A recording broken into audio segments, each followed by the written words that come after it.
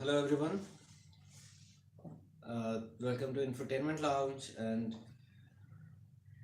today's live streaming is about acids and bases for O level and IGCSE chemistry. Uh, Let me see how many of you are there already or not. I think I should wait a couple of minutes for you to log in.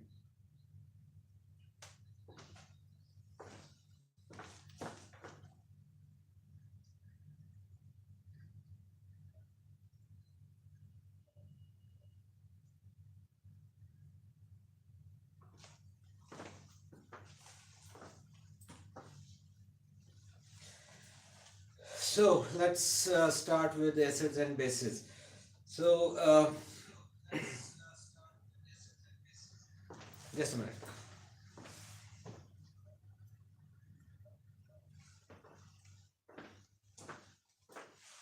Okay, acids. Let's start with acids first. So basically, acids are the compounds which produce hydrogen ions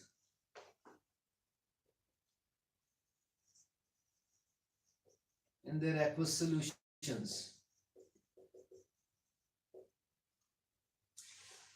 This is the basic definition of acids. Any compound which produce hydrogen ions in its aqueous solution, that compound is called an acid. Now, you might come across another term, that is a proton.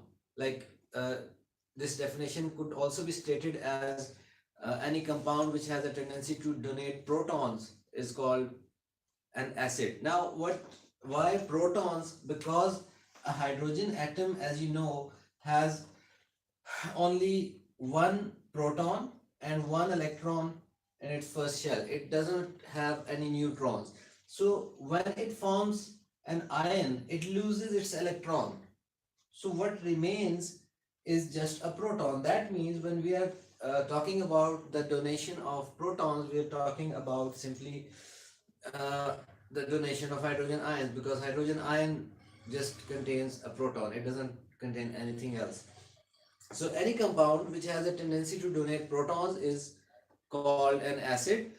And for example, we have HCl. When it is dissolved in water, it ionizes and produces hydrogen ions and chloride ions. Now, it doesn't matter what the negative ion is. If the positive ion being produced is hydrogen ion, H plus ions, that compound is an acid. Another example,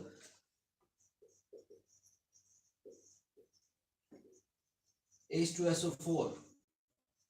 It dissolves in water to produce hydrogen ions and sulfate ions.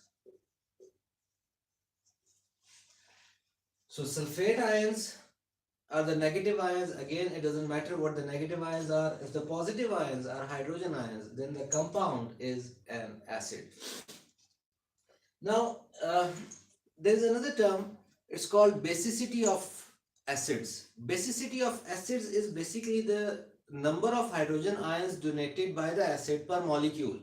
Like in this case, hydrochloric acid, it donated from the balanced equation. We could see that per molecule of hydrochloric acid, one hydrogen ion has been donated. So that makes it a monobasic acid. This is a monobasic acid. Whereas sulfuric acid, H2SO4, when it ionizes from the balanced equation, we could see that one molecule of sulfuric acid produced two hydrogen ions. So that means this is a dibasic acid.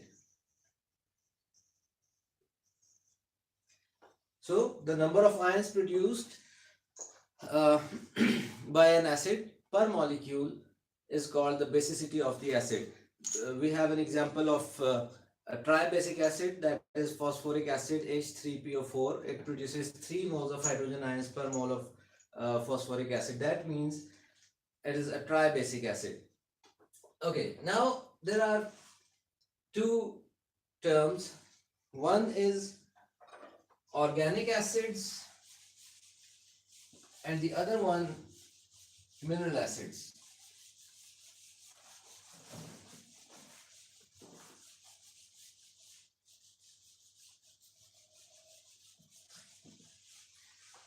Those of you who are watching, I would recommend that you should have some sort of notebooks and pens with you so that you could make important notes uh, that would help you to revise the contents. Okay, so and also feel free to ask any questions if you have. Okay, so now uh,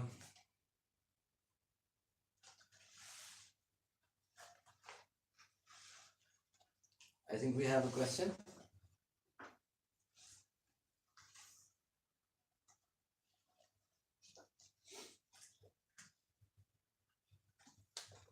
Okay, I'll try to keep my speed a little slow so that you could copy the stuff. Uh, you can copy this much part later on when I finish up the video. Okay, so yeah, okay, so organic acids and mineral acids. So basically, organic acids are the acids which occur naturally. These are the naturally occurring acids.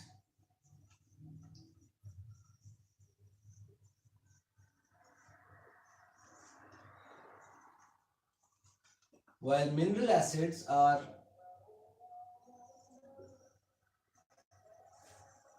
man-made acids. These are the acids we prepare in the laboratory. But these are the old definitions of mineral and organic acids. Uh, we now can prepare a lot of organic acids in the chemistry lab, and we have found that some of the mineral acids do exist naturally as well. We could just use these terms only to define mineral acids and organic acids. We do not need to use these statements for recognizing organic or mineral acids. How do we recognize? For O level and IGCSE students, it's a very simple thing. The acids that you have studied in your organic chemistry, the carboxylic acids, they are the organic acids for you up to this level.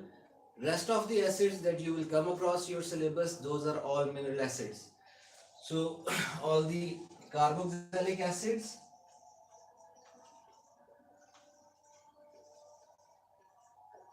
are organic acids, while all the other acids like hydrochloric acid, sulfuric acid, phosphoric acid, carbonic acid, etc.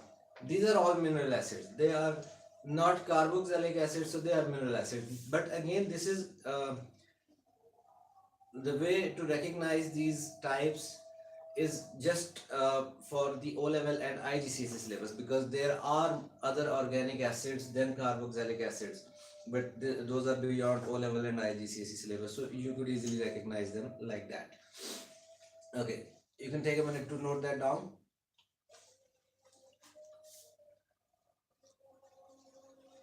And we have a question.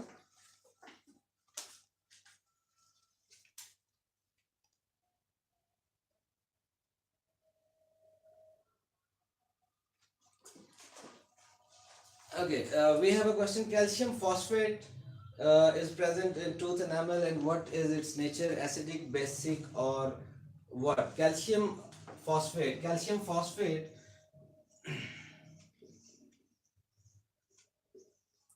it does not have any hydrogen ions, so it's not an acid, and it's not a base as well. So far I haven't explained what bases are, but when I will explain, you will know that it's not a base either.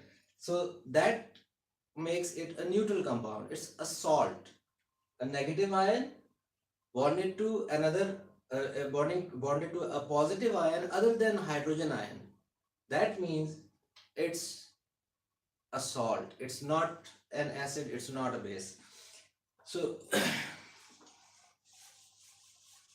let's move on to two other terms.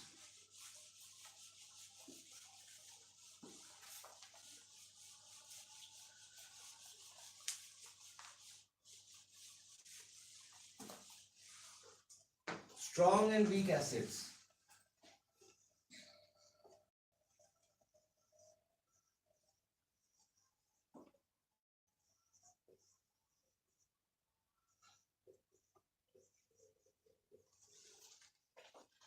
Now, strong acids are the acids which are completely ionized in their um, aqueous solutions. They are completely ionized.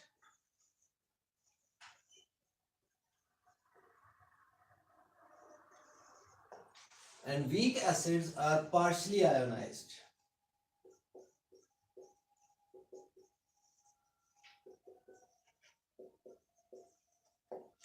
Okay, so strong acids completely ionized, weak acids partially ionized. How do we represent them in chemical equations? For strong acids, we use the arrow of irreversible reactions, and for weak acids, we use the arrow for reversible reactions. Now, if you already know what reversible and irreversible reactions are, it's very easy to understand. Irreversible reactions are those reactions in which all the reactants are converted to the products, and products, all of the products remain at the end, and reactants end up, they're all used up. While in reversible reactions, reactants convert themselves to form products, and products then start converting themselves back into reactants. So at the end of the reaction, actually there is no end to reversible reactions ever. But after a certain time period, if we check, the concentration of reactants would never be zero in reversible reactions, and the concentration of products will never be maximum. So now let's take an example of a strong acid. If we have like hydrochloric acid, it would ionize to form hydrogen ions and chloride ions. On the other hand, if we have ethanoic acid,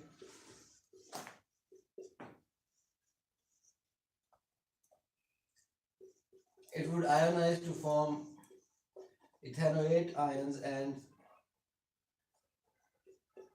hydrogen ions. Now consider these two examples, and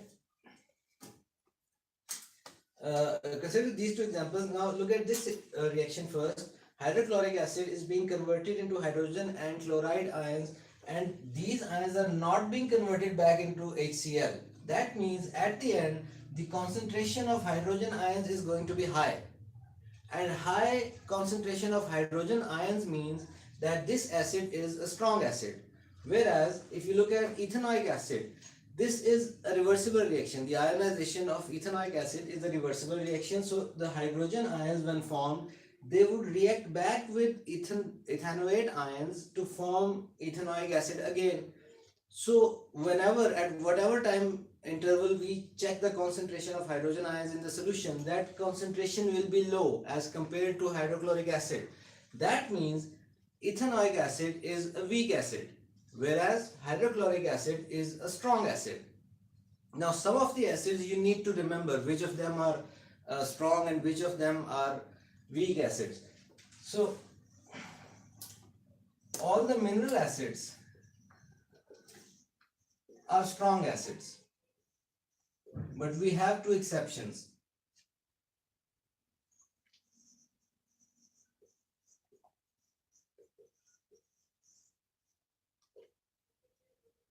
Sulfurous acid and carbonic acid. These two are the only mineral acids which are uh, weak acids, whereas rest of the mineral acids, and again talking about the O level and IGCSE syllabus, rest of all the mineral acids are strong acids, whereas all the organic acids are weak acids.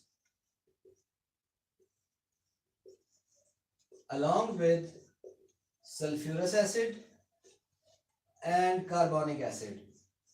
So if you have to construct equations for the ionization of any weak acid like any organic acid or sulfurous acid or carbonic acid, you must use the reversible sign. And if you are about to construct an equation for the ionization of a strong acid, then you must use the sign for irreversible reaction. Okay, we have a few questions now.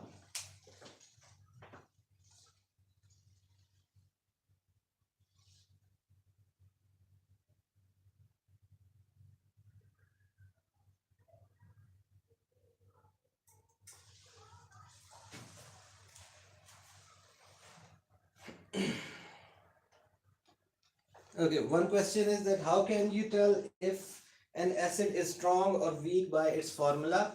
I have already explained that you have to remember this. If the acid is a mineral acid, except these two, that acid is a strong acid. And if the acid is any organic acid or sulfurous acid or carbonic acid, then that acid is a weak acid and you must use the sign of irreversible reactions. Another question I see is that how do we know the concentration of hydrogen ions? Okay, actually, the exact concentration of hydrogen ions at this level, you don't need to know that because the strength of the same acid might change with the change in its concentration, but that concept is beyond the O level and IGCSE syllabus. So basically, you need to recognize if the acid is a strong acid or a weak acid. If it is a strong acid, that means the concentration of hydrogen ions is high. If it is a weak acid, that means the concentration of hydrogen ions is low. And again, you have to judge that only by these two things, by looking at the signs. If they have given you an equation in the exam and that includes an irreversible sign, that means the acid is a strong acid. And if they have given you an equation with a reversible sign, that means the acid is a weak acid. So and moreover, you must know which acids are strong acids and which acids are weak acids.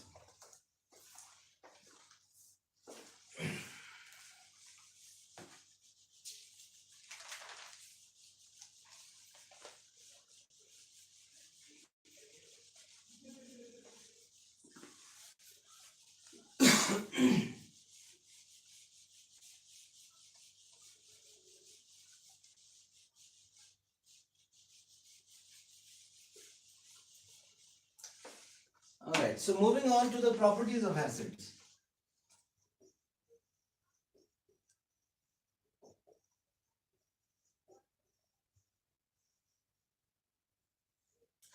So there are a few basic properties of acids. Most of you would already be familiar with that, but just in case, I would describe the properties of acids. First, you have been listening to that for a very long time from junior classes, that they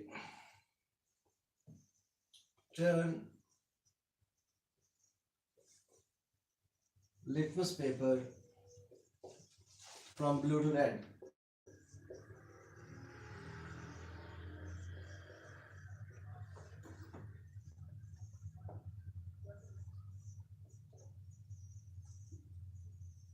They have a sour taste.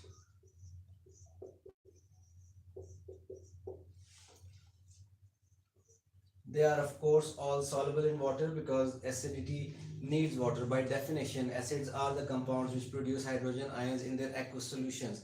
And aqueous solution means dissolved in water. So they have to be soluble in water.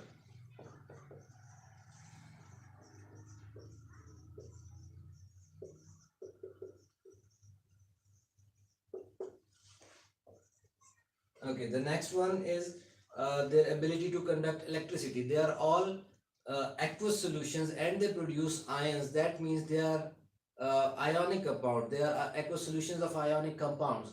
So that means they must be electrolytes. They must pass electric current through them.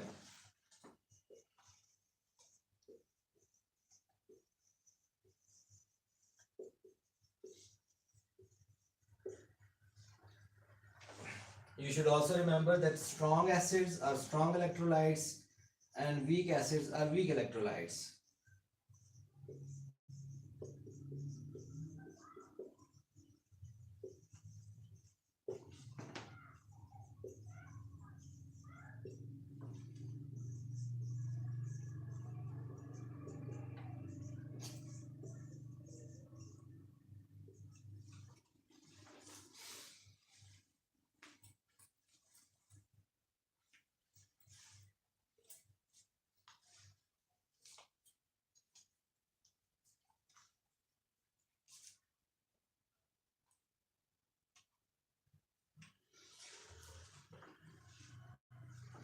So these are some basic properties of acids. Moving on to the reactions of acids.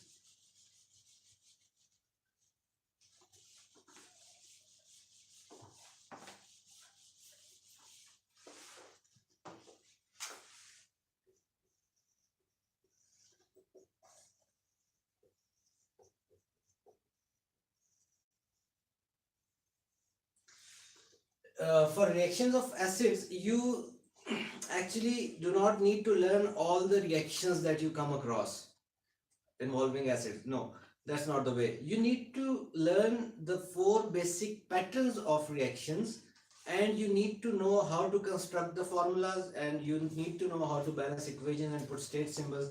That would lead you to the successful construction of the reactions in which acids are involved. I'll give you the four basic patterns. First one is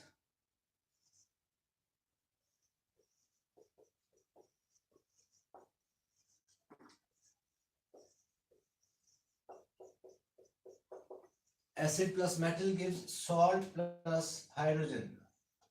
Next one,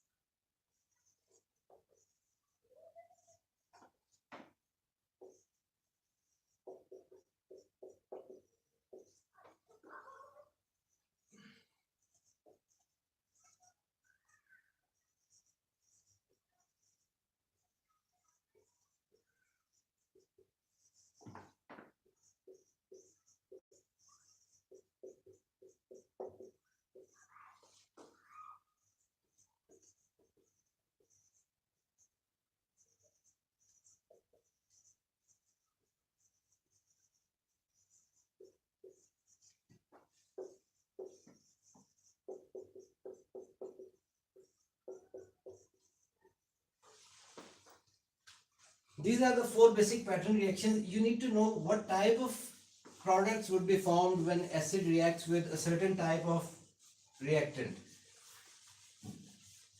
And you need to know how to construct the formulas, and you will be able to construct the equations for reactions involving acids.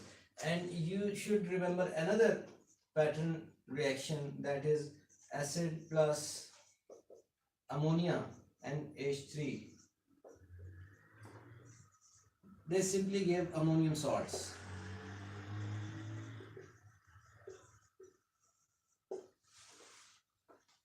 I see we have a question.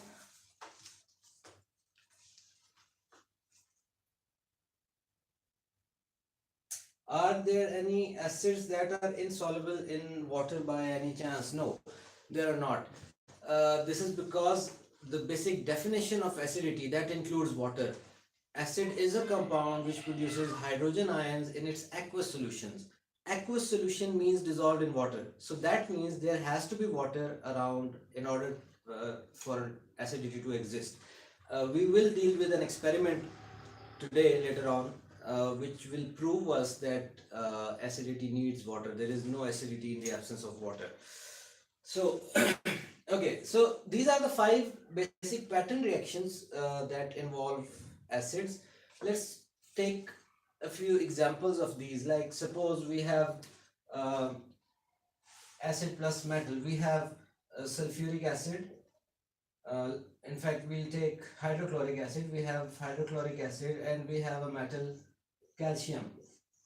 So now we recognize the reactants. Calcium is a metal, hydrochloric acid. This is an acid, of course. So acid plus metal will give us salt and hydrogen.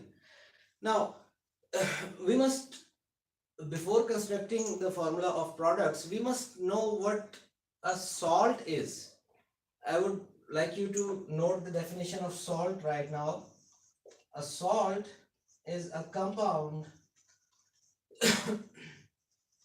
formed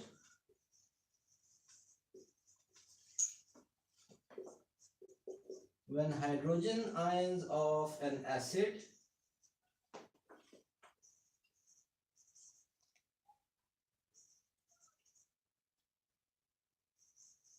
are displaced by a metal ion.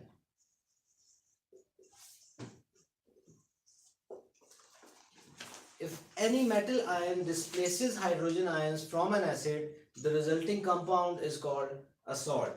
Now, if you see, if in this equation acid plus metal, we already know what is going to be one of the products, that is hydrogen gas. So there we have hydrogen gas. The other thing is salt. Now, the hydrogen ion from the acid has to be displaced by the available metal ions. Metal available here is calcium, and the charge on calcium ions is Ca2 plus. And when we separate the hydrogen ions from HCl, the remaining ion is chloride, and chloride ion has a charge of -1. So when we crisscross their charges, we'll get the correct formula of the salt. It's CaCl2. So calcium chloride with hydrogen gas. These two products are going to be formed during the reaction of HCl and calcium. If we use any other metal ion, we have to deal with the equation in a very similar way. You just need to be cautious about the charge on the positive ion and the charge on the negative ion. Don't just say that it's calcium and chlorine, so the formula would be CaCl. No, you need to crisscross their valencies. I have already uploaded a separate video on how to construct the formula of ionic compounds. If you don't know the technique, you must watch that video. Okay, we have another question. Will you do the past paper? Yes, of course I will. I would prefer if these questions would be asked in the end of the video. Right now, any relevant questions to this topic would be more than welcome. Okay, additional hypochlorite ions are added to the solution. What happens to concentration?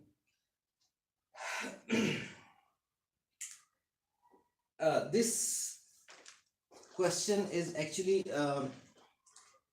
not from this specific chapter. I mean, this is a chapter I'm explaining today, the acids and bases. Acids and bases for O level and IGCSE. Uh, the question you have asked about the change in concentration, or what would be the effect if we add a certain ion to that, is, first of all, that is something beyond O level and IGCSE syllabus, the common ion effect, so I would not go into that. Another thing, even if we consider that a part of this uh, O level syllabus, because in some way it is related, even then it is not a part of this chapter. It's a part of the rate of reactions chapter, where we deal with the reversible equations and the factors affecting rate of reaction and factors affecting equilibrium positions.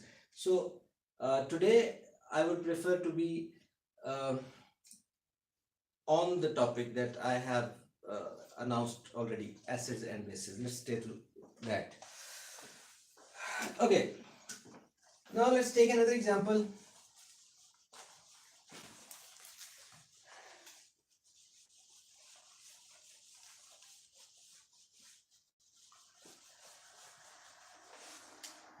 And the example would be, suppose we have sodium carbonate, and we are reacting sodium carbonate to sulfuric acid.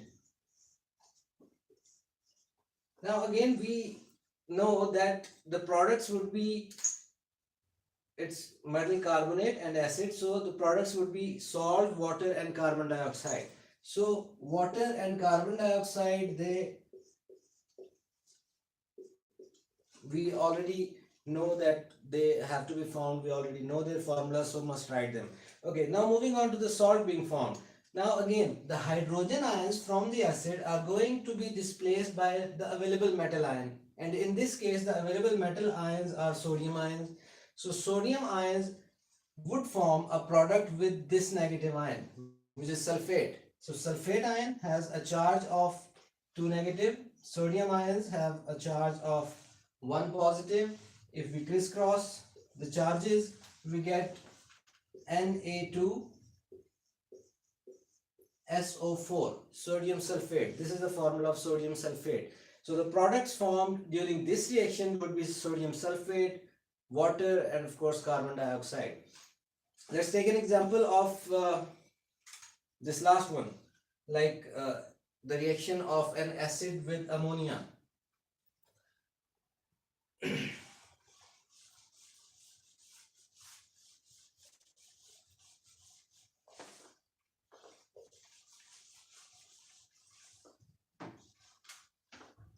Suppose we have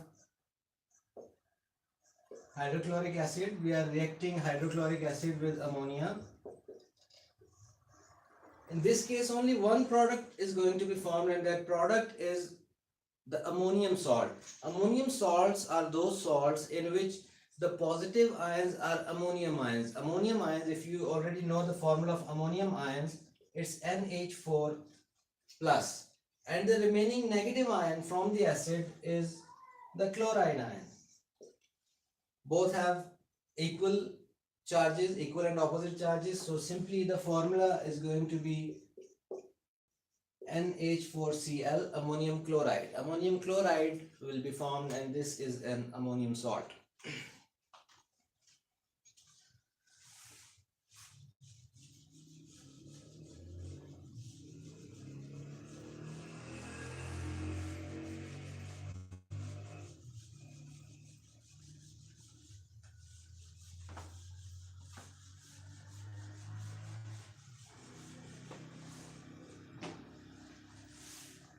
All right, so moving on to uh, give me a second.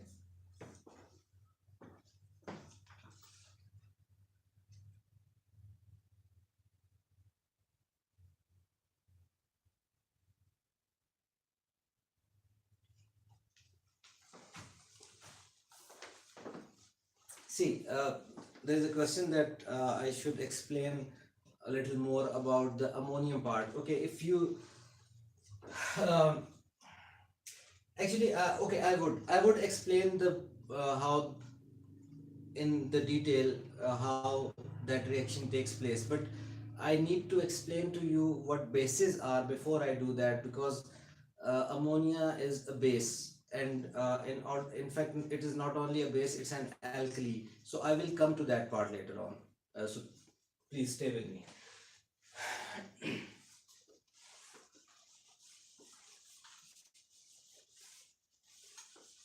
Okay, now let's try to prove that if water is necessary for acidity or not. As already I explained that by definition we know that acids are aqueous solutions. That means they need water to be dissolved into. And how do we know that? Basically,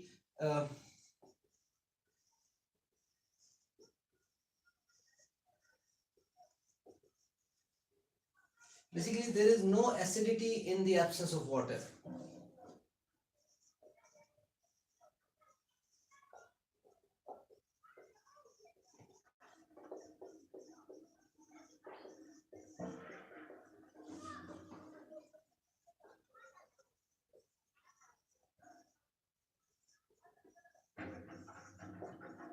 Acidity is not at all possible in the absence of water. Acidity needs water. And why is that? Because the hydrogen ions, they do not exist independently, they do not exist alone.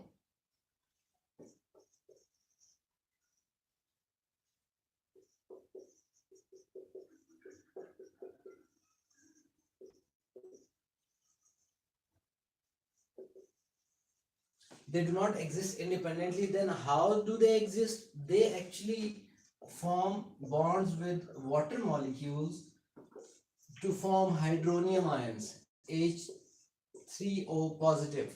Hydrogen ions, again, listen very carefully. Hydrogen ions do not exist independently. They exist in the form of hydronium ions, H3O positive, and these hydronium ions are formed by the reaction of a hydrogen ion and a water molecule.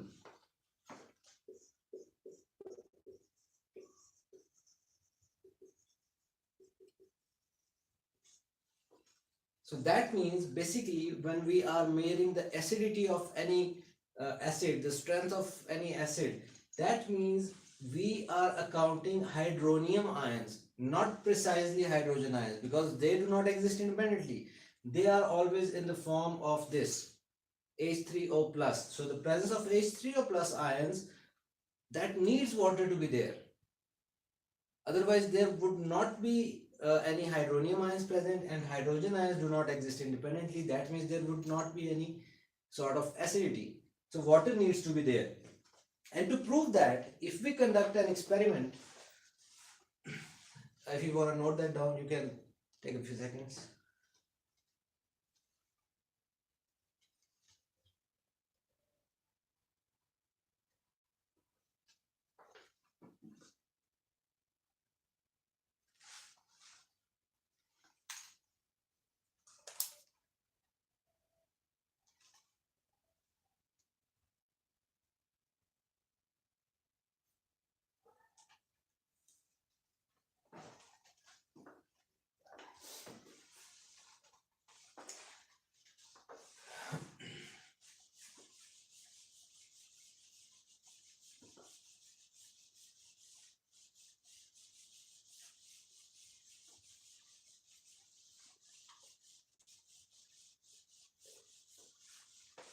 So in order to prove that acidity needs water, we took HCl and dissolved it in water, and then we dissolved it in another solvent.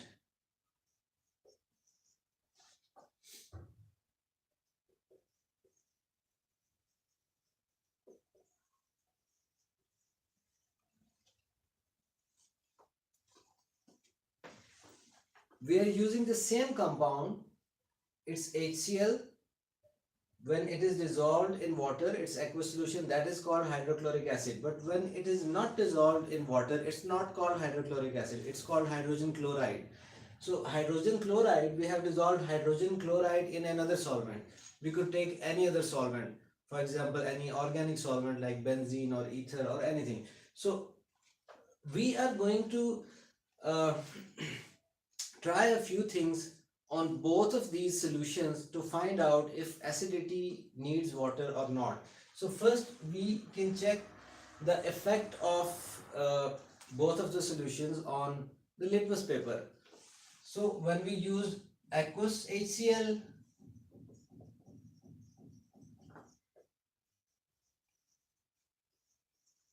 litmus paper turned red.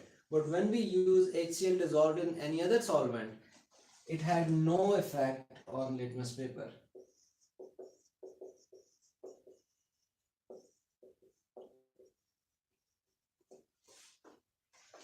Then we tried to pass electric current through both the solutions, and it turned out that HCl is an electrolyte. It is conducting the electric current, whereas HCl dissolved in other solvent does not conduct electricity. It's a non-electrolyte.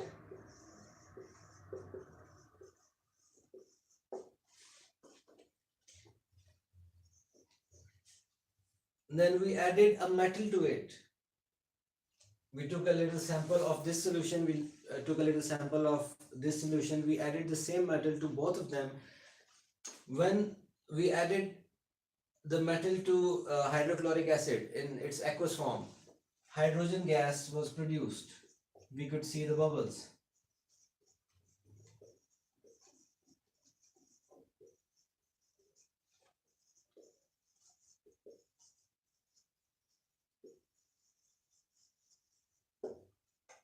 That again is a property of acids. We already know from the reactions of acids, they produce hydrogen gas when they react with metals. So HCl in another solvent, no reaction with metals.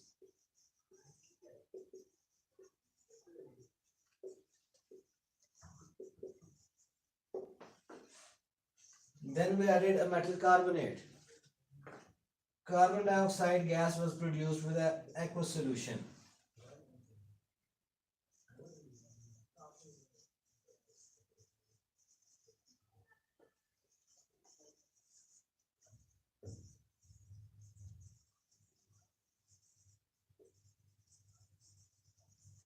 Whereas HCl dissolved in another solvent did not have any reaction with the metal carbonate.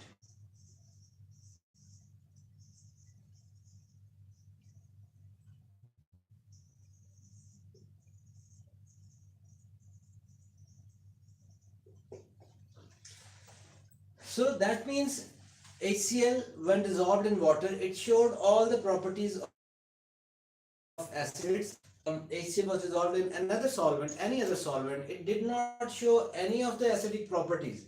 That means acidity needs water. There has to be water in order for a compound to show its acidic behavior.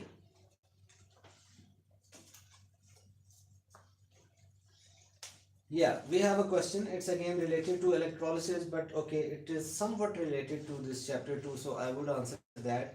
Rainwater conducts electricity, but distilled water does not. Why? Because distilled water is pure water, and pure water is a covalent compound. It does not have movable ions in it, so it does not conduct electricity. Whereas rainwater is coming from the air, and in the air there is carbon dioxide present, and carbon dioxide dissolves in water to form carbonic acid. Again, an acid dissolved in water, that means the aqueous solution of an ionic compound, and aqueous solutions of ionic compounds are electrolytes, so they do conduct electricity.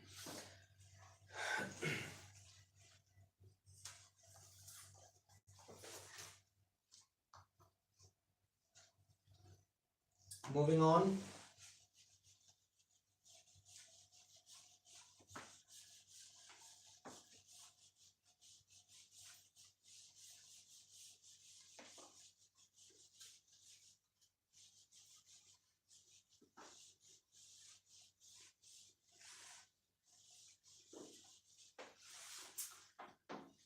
to bases. Okay, you must have heard the definition that all metal oxides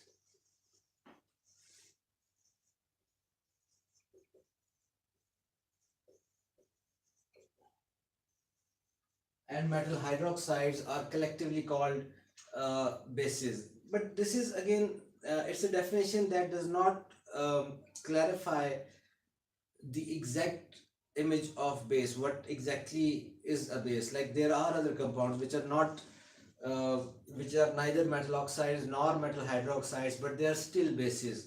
So what exactly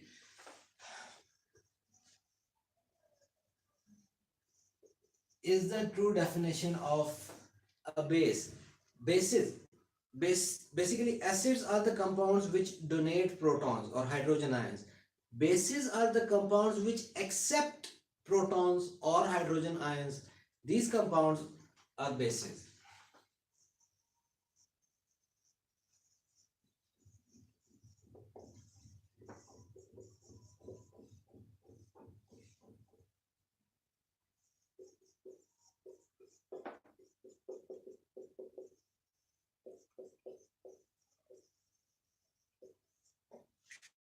So why are we considering metal oxides and metal hydroxides as bases?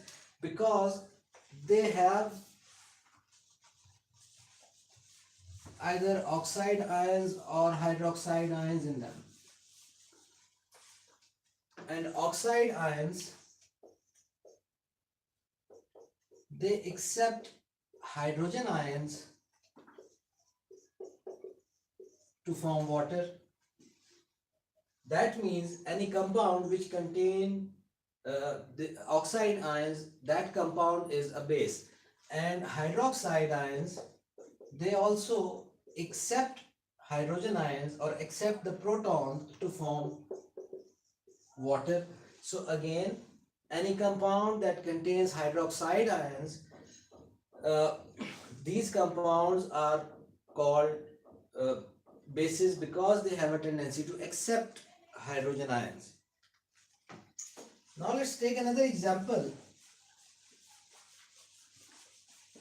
of a compound which is neither a metal oxide nor a metal hydroxide, but it is still classified as a base,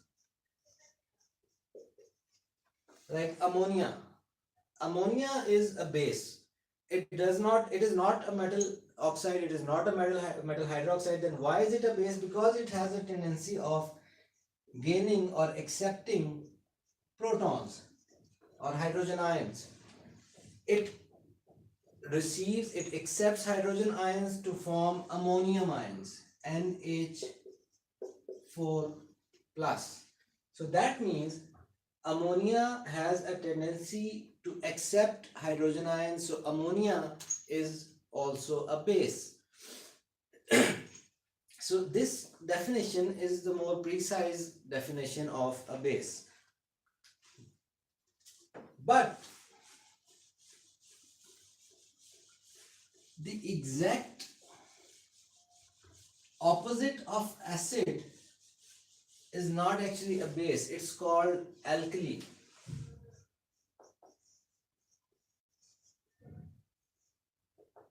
And what are alkalis? Water soluble bases are called alkalis.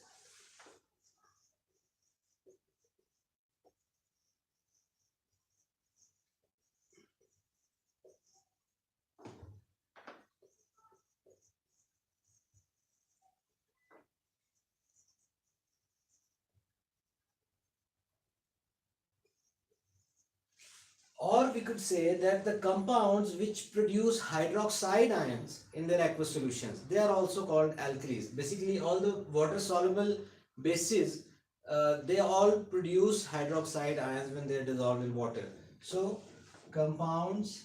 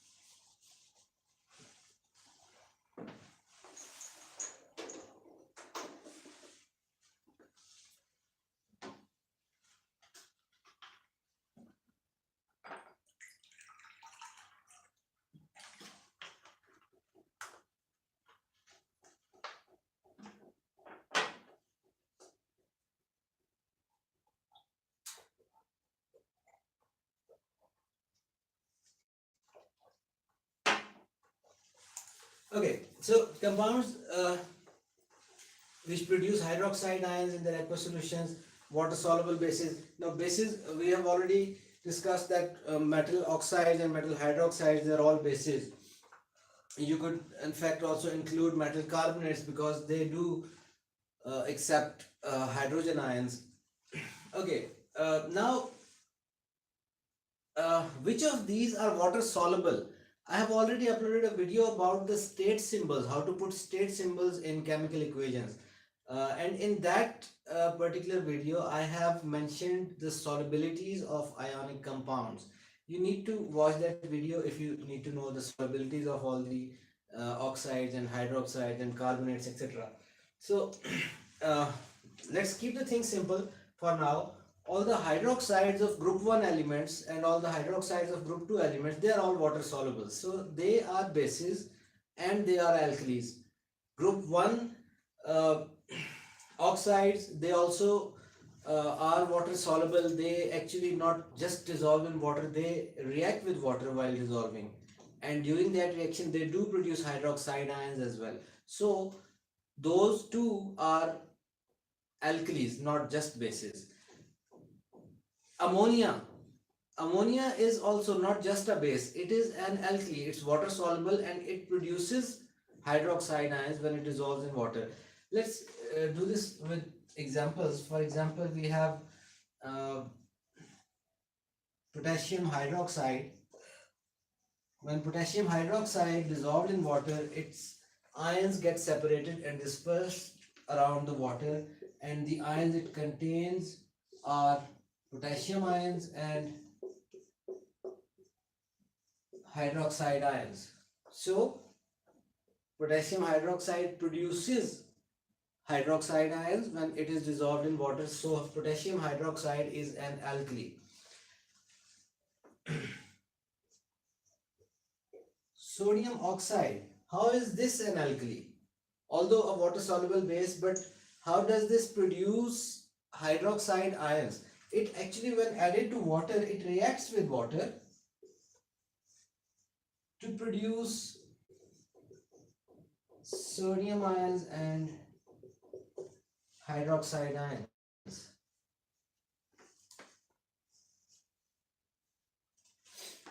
So if we took solid sodium sodium oxide and added to liquid water, aqueous ions of sodium and hydroxide would be formed. So again, it produces hydroxide ions when dissolved in water. So sodium oxide is an alkali. Let's move on to ammonia. Ammonia is not just a base. I said it's an alkali because it is water soluble. Now, again, when it is added to water, it not only dissolves but it reacts with water to form these two ions, ammonium ions and hydroxide.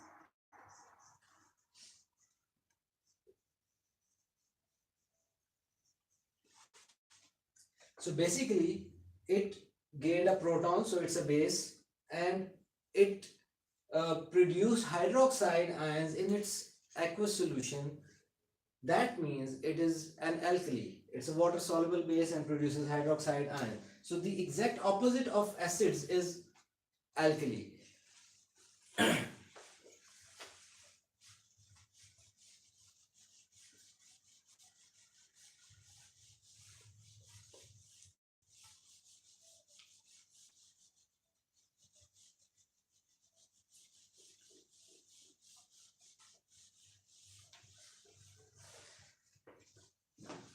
Okay, now just like uh,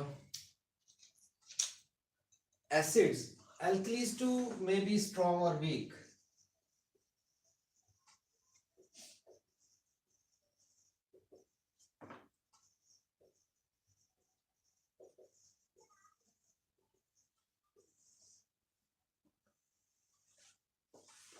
Strong alkalis would be those which are completely ionized in their aqueous solutions, while weak alkalis would be those which are partially ionized in their aqueous solutions.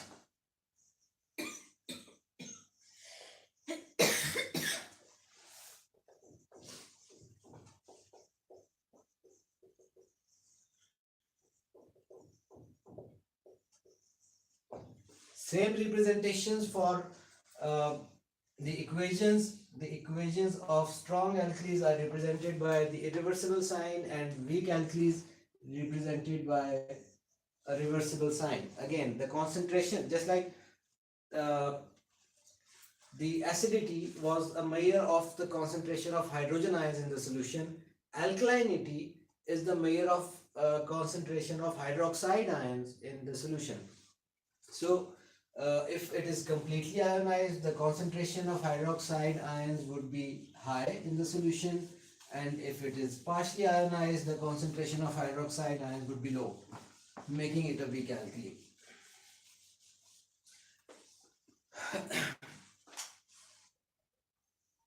Just like if we are talking about sodium hydroxide, it's a strong alkali. it ionizes to form sodium ion and hydroxide ion. So it is uh, a strong alkali. But if we compare calcium hydroxide, calcium hydroxide, again, it is a water soluble metal hydroxide. So it is an alkali. It dissolves in water to produce um hydroxide ions. But the thing is that calcium hydroxide is partially soluble in water. It is not completely soluble in water. So when it ionizes partially to produce calcium ions and hydroxide ions.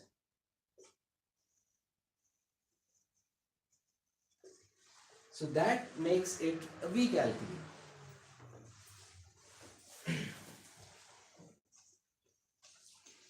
And in order to determine which ones are the strong alkalis and which ones are the weak alkalis, uh, like all the hydroxides of group 1 metals are strong alkalis, hydroxides and oxides.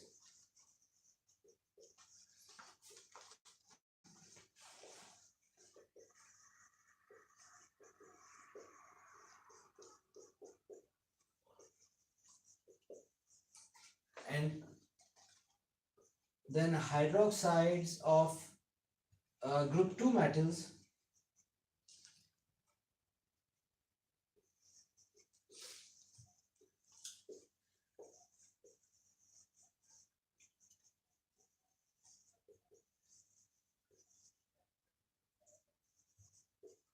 except magnesium and calcium. They are all completely soluble in water, so they are again strong alkalis. So that would make the hydroxides of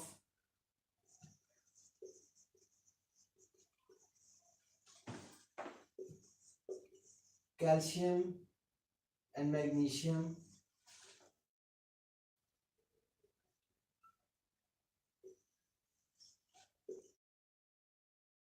alkalis. Along with this, ammonia is also a weak alkali.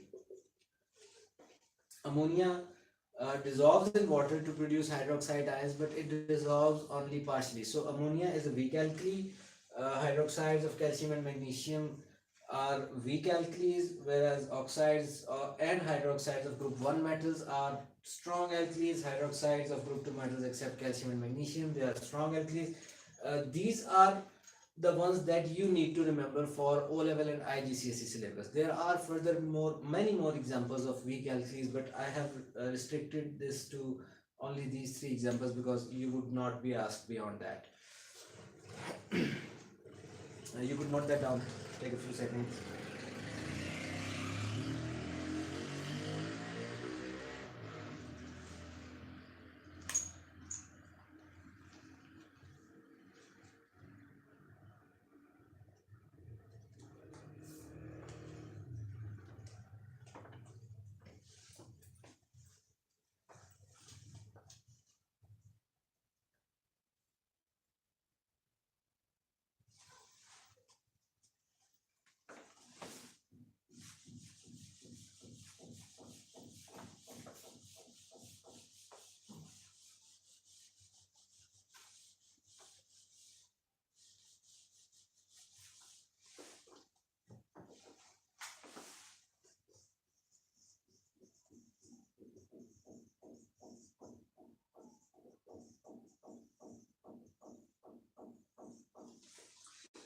Okay, moving on to properties of alkalis. First one, they turn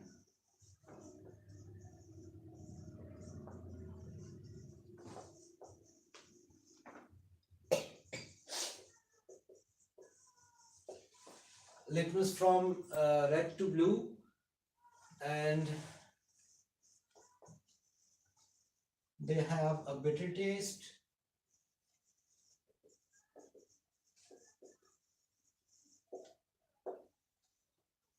They have a soapy touch.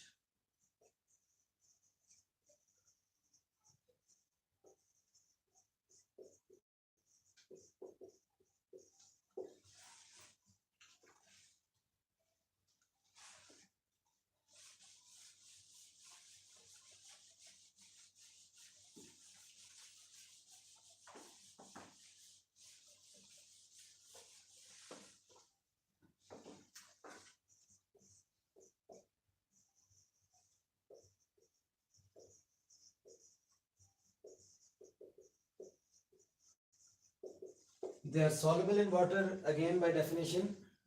Water soluble bases are called alkalis, so they have to be soluble in water, and their solutions are electrolytes.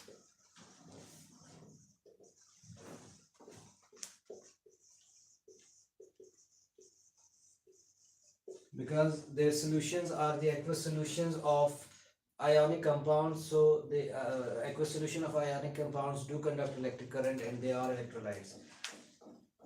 Strong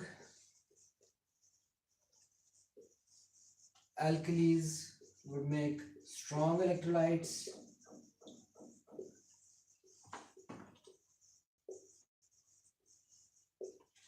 whereas weak alkalis would make weak electrolytes. I think we have a question.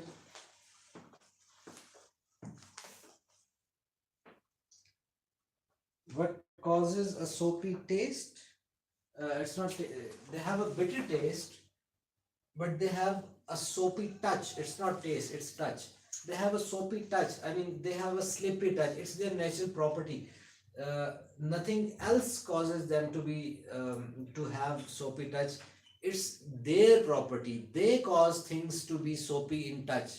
Like you, like most of the alkalis are uh, most of the soaps, they contain alkalis like sodium hydroxide, potassium hydroxide. They contain, now the soaps, they have a soapy touch. That is because of the presence of alkali. Alkali does not have a soapy touch because of a soap or anything else, like any XYZ thing. Things have soapy touch because of presence of alkali. It's their natural property.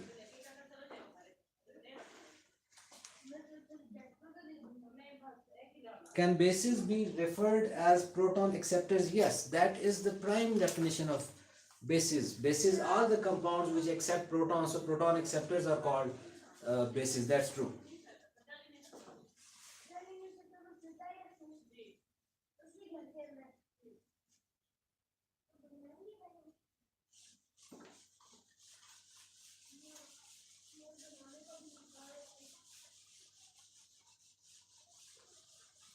Moving on to the reactions of alkalis.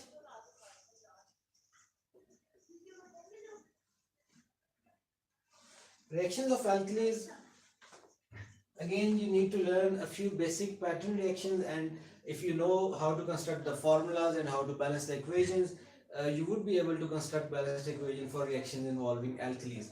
Okay, the first one is obviously with acids.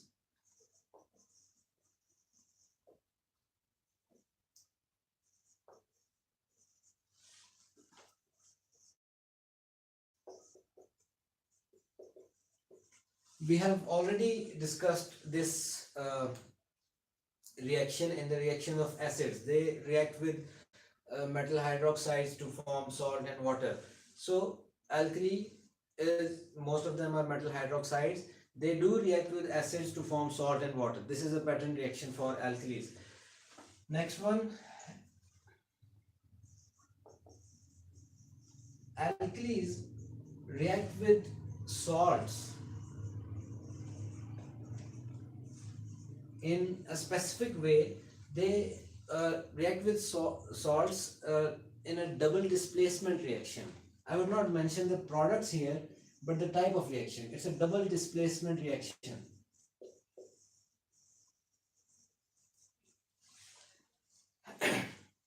Now, what a double displacement reaction is, in order to understand that, you need to know what a displacement reaction is. Like, if an element displaces another element from a compound, that is a displacement reaction. So, if two of the elements are displacing each other, that reaction is called a double displacement reaction. I would explain this further with an example. You would understand that better then. Before that, we should write the third pattern reaction of alkalis, and that is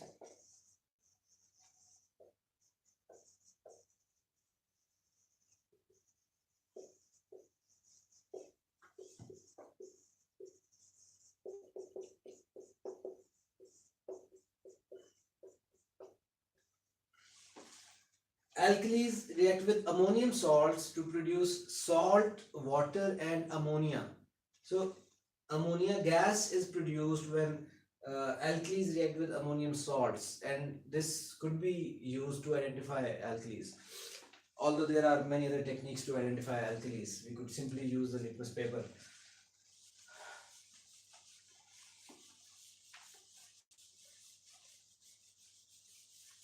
Let's take an example of each of the reactions. First one would be like sodium hydroxide is reacting with hydrochloric acid. It's an alkali and an acid. Salt and water would be formed, and the salt is the compound when hydrogen ions of an acid are displaced by uh, metal ions. So the metal ions here are sodium ions, so sodium chloride and water. This is the equation of uh, an alkali with an acid. Now moving on to an alkali with a salt, like if we have sodium hydroxide and we have uh, added that solution to a calcium chloride solution. Now we have sodium hydroxide and alkali and calcium chloride a salt. Now a displacement reaction is going to take place. What a double displacement reaction is going to take place. How the double displacement reaction? The two metal ions are going to displace each other. Sodium ions are going to take the place of calcium ions and bond with chloride ions, whereas calcium ions are going to displace sodium ions and bond with hydroxide ions. So in return, calcium hydroxide and sodium chloride, these are the two products we are expecting, because it's a double displacement reaction. Each of the metals are displacing each other. But again, in order to construct the correct formula, you need to account the valencies of ions.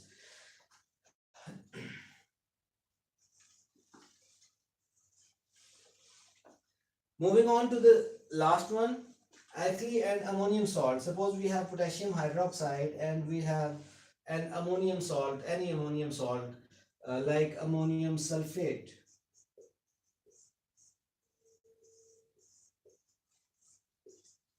Any negative ion bonded with any negative ion except hydroxide or oxide, any negative ion bonded to ammonium ion, that compound is called ammonium salt. So ammonium salts, they react with alkalis to produce salt, water and ammonia.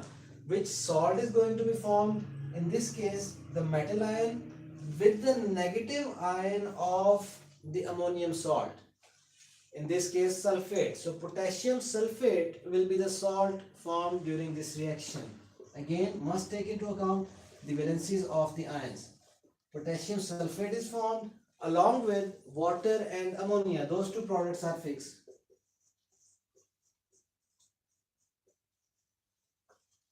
So ammonia gas, water and potassium sulfate. They could ask you about any other ammonium salt like ammonium chloride, ammonium bromide, ammonium phosphate, etc. You just need to construct the formula of the salt by using the metal from the alkali and the negative ion from the ammonium salt. That would give you the formula of the final salt formed, and along with that, water and ammonia gas would be formed.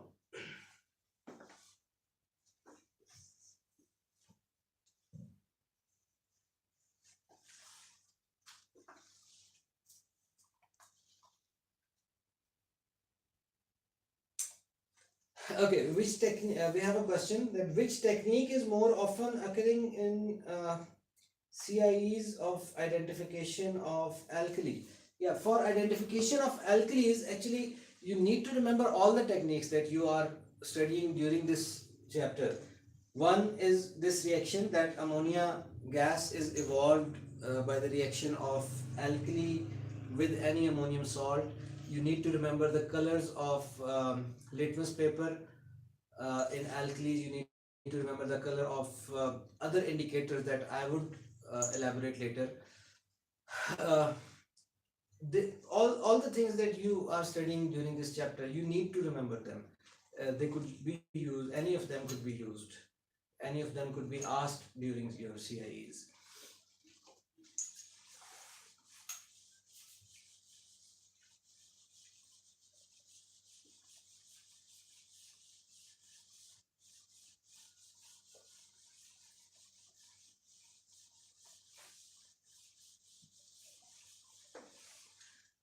Okay, which brings us to the indicators. Indicators are they are basically uh, compounds which change their color with the change in pH. And in order to know that, we must know what pH is. Before moving on to indicators, we should know what is pH. pH is simply the measure of acidity or alkalinity.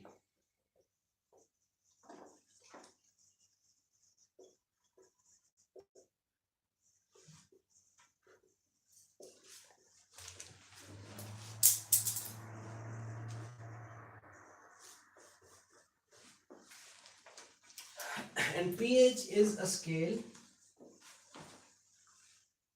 which ranges from 0 to 14. Its minimum value is 0 and its maximum value is 14.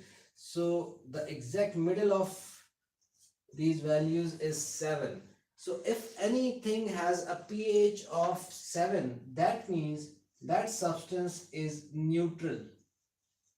That substance is neither an acid nor a base or an alkali nor an alkali. If the value of its pH is from 0 to 6.9, you could say, that means the substance is acid.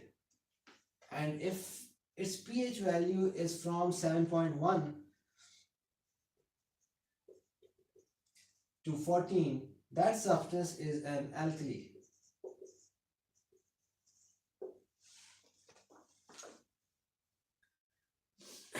Now, the farther away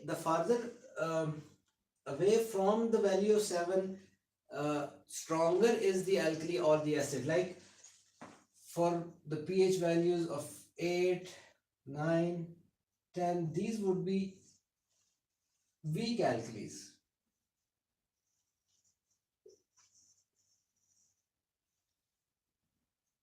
And from 11 to 14, they would be strong alkalis.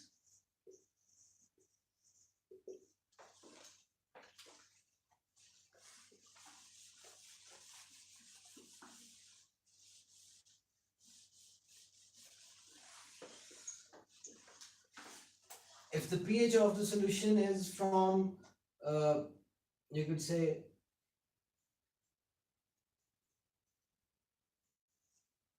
4 to 6.9, they are weakly acidic. And if the values are from 0 to 3, they are strong acids.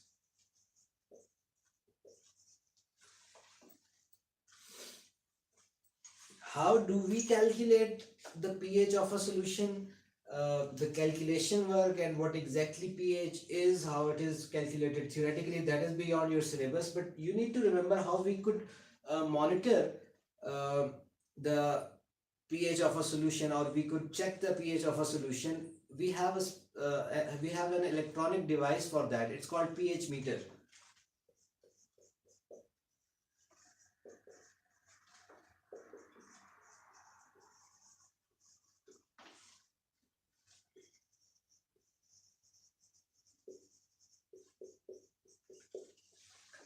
So if they ask you in the examination that how you would measure the pH of a particular solution, the answer is just by using a pH meter. Okay, now we if we know that what pH is, let's move on to what indicators are. Indicators are compounds.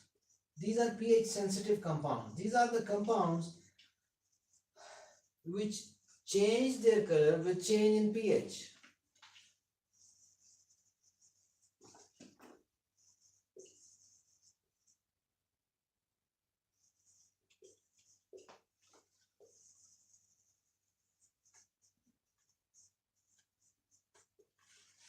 So using indicators is another way of identification of a substance being acidic or alkaline. So compounds which change their color with change in pH. They are all called indicators. There are many indicators, they change colors, but you need to remember only few of them. I would write their colors and the names of indicators right now.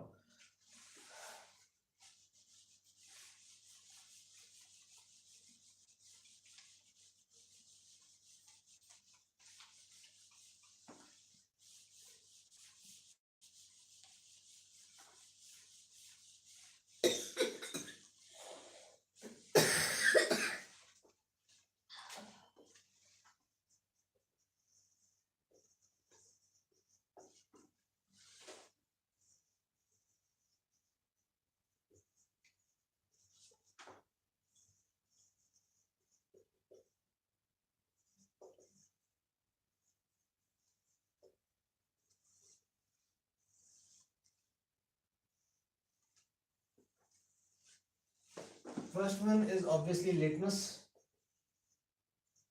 and we already know that in acids the color of litmus is red, and in alkalis the color of litmus is blue. We could use litmus paper, or we could even use a litmus solution. Litmus solutions are also used for identifying whether a solution is acidic or alkaline. Okay, next one that we have in syllabus is phenolphthalein.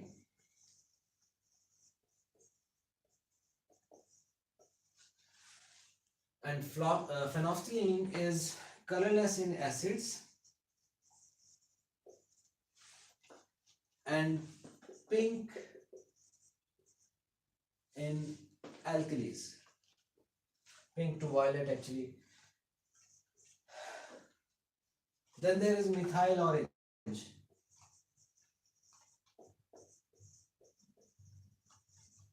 Methyl orange is red in acids and is yellow in alkalis.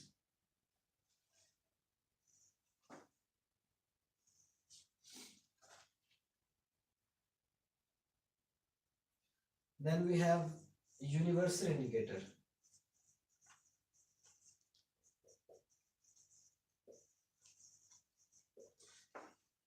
Actually, for universal indicator,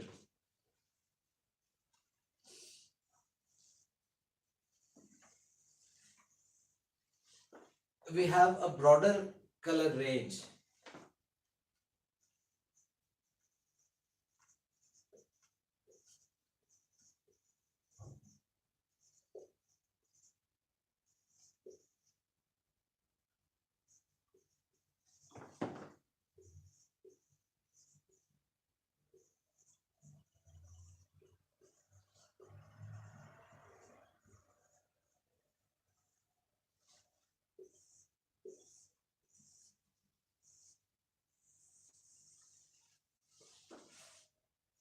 So, a universal indicator, it's red in strong acids, in weak acids, it's orange. It's green in neutral solutions, yellow to green in neutral solutions, and in uh, weak alkalis, it's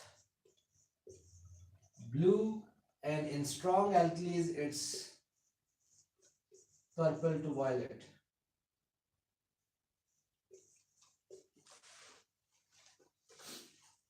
You need to remember the colors of these indicators. Uh, they often ask you the color change for a titration. Whenever a titration reaction is going on, a reaction between an acid and an alkali, especially for the O level GCE students, in your ATP examination, it's a very commonly asked question. They give you a pretty long question about titration in which a lot of complex calculations are involved. They mention any specific indicator and they ask you for the color change during that particular experiment. So if the indicator is any one of these, they would not give you what color they are in acids and what color they are in alkalis. You have to remember these colors.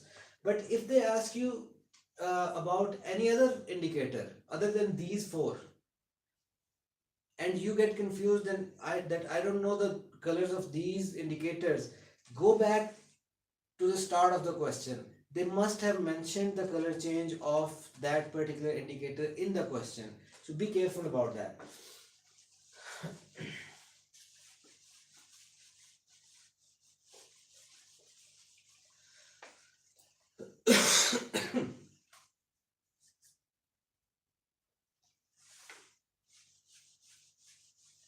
You will take a few seconds to load that on.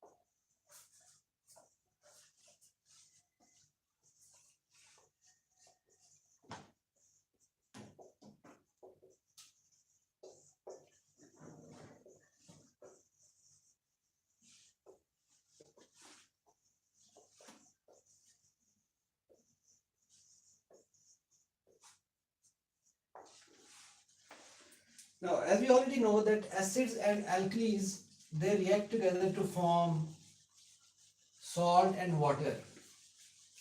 So how the salt and the water are formed?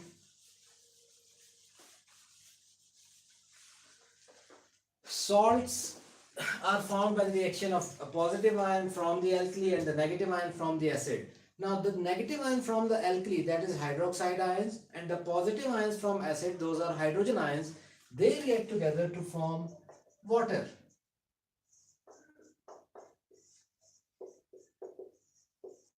And this part of the overall reaction is called the neutralization reaction. Because pure water is a neutral compound, it has a pH of precisely 7. Hydrogen ions, they are acidic. Obviously, its solution is, the solution of hydrogen ions is always acidic, and solution of hydroxide ions is always alkaline. So an acidic and an alkaline solution, they are reacting together to form a neutral compound, which is water. So this reaction is called neutralization. Now you may be asked about uh, the ionic equation of neutralization with respect to any acid or any alkali. You don't need to do the long working for that. For any acid and any alkali, the ionic equation for the neutralization reaction is always this. Hydrogen ions, hydroxide ions, they form water. This is the ionic equation. Okay, we have another question. Can't we use litmus paper in all the reactions? No, not for all the reactions. Litmus is used for litmus paper or litmus solution. It is used for identifying the acidity or alkalinity because it is pH sensitive compound. So we could use that only for the reactions in which acids or alkalis or both are involved. Plus, if we are the ones during the examination, if we are the ones who have to choose the indicator for the reaction, we may always choose litmus or phenolphthalein, whichever you remember. But it's not always up to us. Sometimes they specify the name of the indicator that you have to use it during the reaction, and you have to describe the color change during that particular reaction. So basically these 4 indicators, you need to learn the colors of these 4. It's important. Okay, this is neutralization, and to carry out neutralization we use a specific technique. That technique is called titration.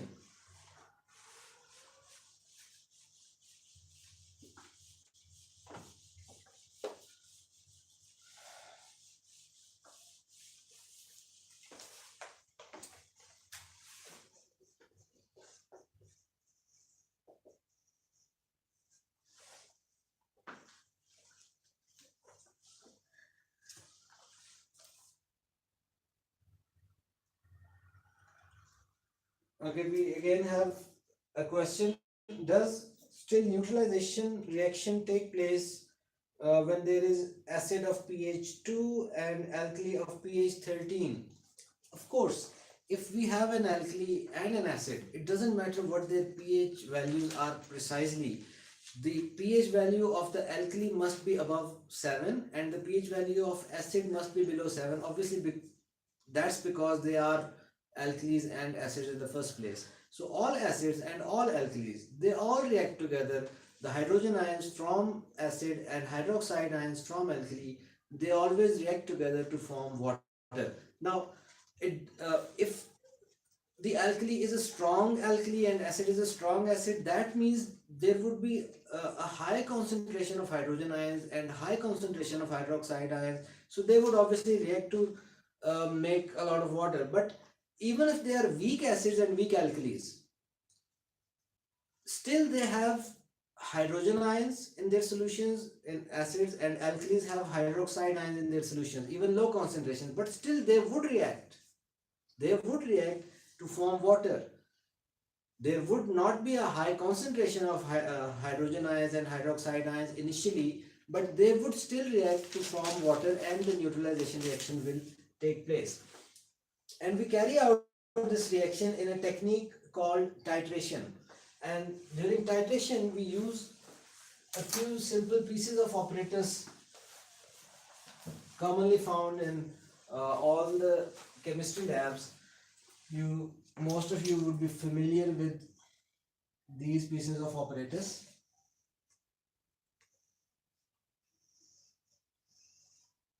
Like this is a pipette.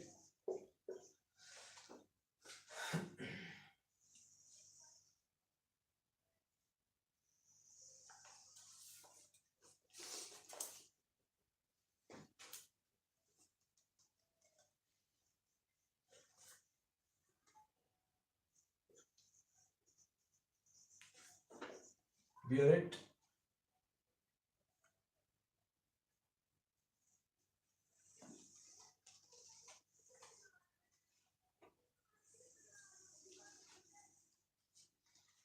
Burette is attached with a retort stand.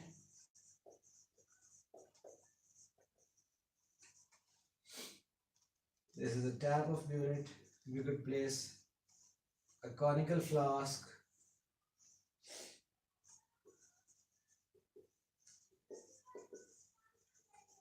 or a beaker in order to carry out this reaction.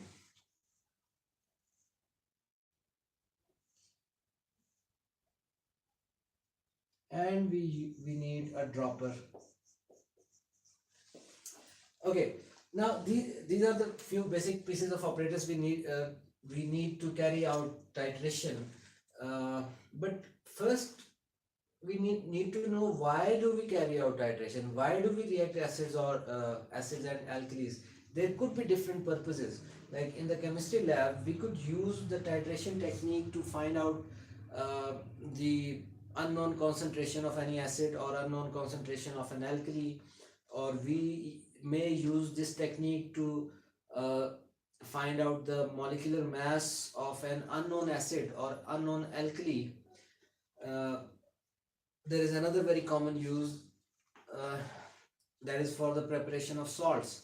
If we are preparing a salt which is water soluble, we could use the technique titration. We could react an acid and an alkali to form that particular salt. So there could be many different uses in chemistry lab. How we can use this experiment? How can we use these pieces of apparatus for the technique? First, we will use the pipette to take a fixed volume of any of the two substances, like alkali or the acid. Suppose we use this to add acid. Now, if we have added acid, the fixed volume, we already know the volume of acid. We have added the acid to the conical flask. Conical flask is the piece of apparatus in which the reaction is going to proceed. Now, we need to add the indicator first. For example, we are using phenolphthalein. So we are going to add a few drops of indicator by using a dropper. We could use any indicator here, phenolphthalein, methyl orange, uh, litmus solution, anything. So we have added the indicator. Why is it important to use the indicator is because um, most of the acids are colorless and most of the alkalis are colorless, and the solutions formed when acids react with alkalis, most of the product solutions, they are also colorless. So actually we cannot observe just by looking at the solution that when the reaction has been completed. So in order to observe that, we need something observable in this solution. So we add an indicator. Indicators are again the compounds which change their color with change in pH. So when the reaction would be complete, indicator would change its color. So by looking at the change in that color, we would know that the reaction is complete now and we do not need to titrate further. So after we have added an indicator to the solution, now for example, if we have a fixed volume of acid here transferred through pipette and we have added uh, phenolphthalein indicator here, phenolphthalein is colorless in acid, so the solution would be colorless. We just need 2 to 3 drops of indicator. Now the other reactant, like the alkali, if this is the acid, the alkali would be here in the burette. Now we can open the tap. The reaction would proceed. The alkali would start coming from the burette to the conical flask, and the alkali is going to react with the acid. And over time, the reaction would be completed, and the color will change inside the conical flask. If we are using the indicator phenolphthalein, a pink color will appear in the conical flask. But keep another thing in mind that sometimes the pink color appears when the drops are added from the burette and that color disappears again.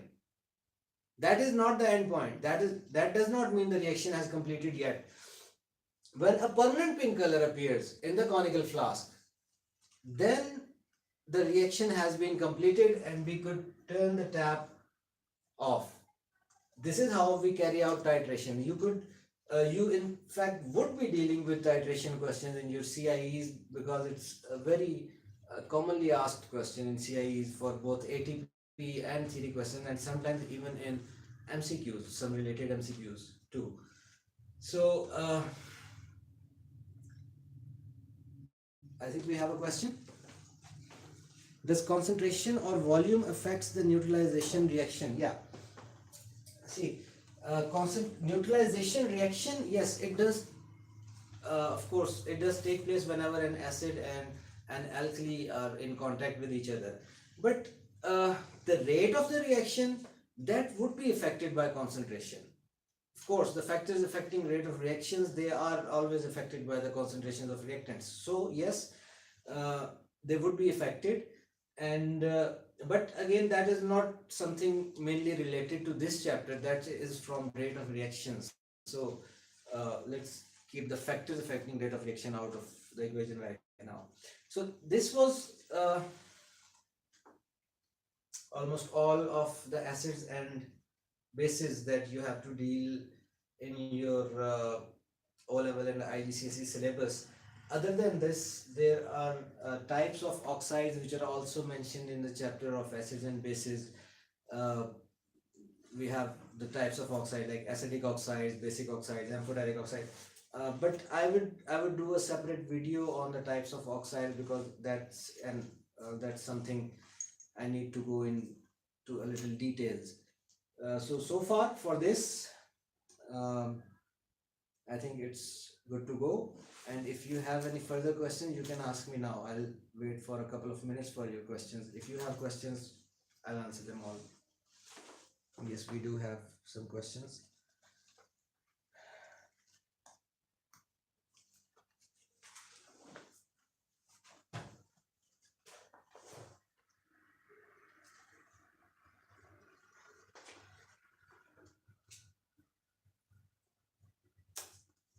You said you are going to carry out a reaction.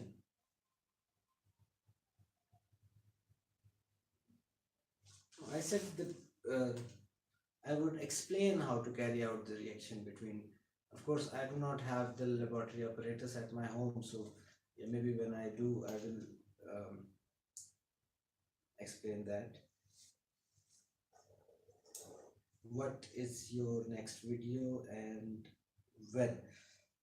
Most probably, as I have finished this specific chapter of acids and bases and the related uh, topic of types of oxide still remains. So most probably I'll do the next video on types of oxides, and it would be soon within the next couple of days or so. Uh, if you have any special recommendations for any specific topics, you could uh, write a comment for that. I would consider that too.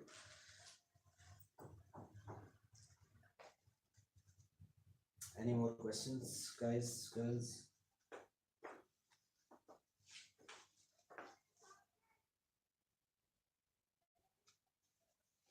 Electrolysis, yes, electrolysis. I have already uploaded a video about the electrolysis of aqueous solutions, but obviously that is not good enough. Electrolysis is a very long chapter.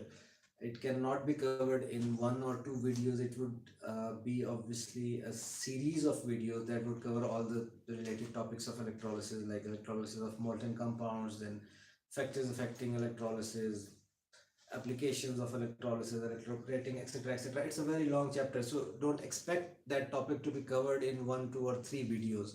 It would be uh, a series of videos. Keep on following. If um, I will definitely cover all the topics, but it would take time. It would take time. So for now, I would try to finish off this chapter by completing the types of oxides in the next video in a couple of days. So thank you very much, guys and girls, for joining me. Best of luck. See you soon.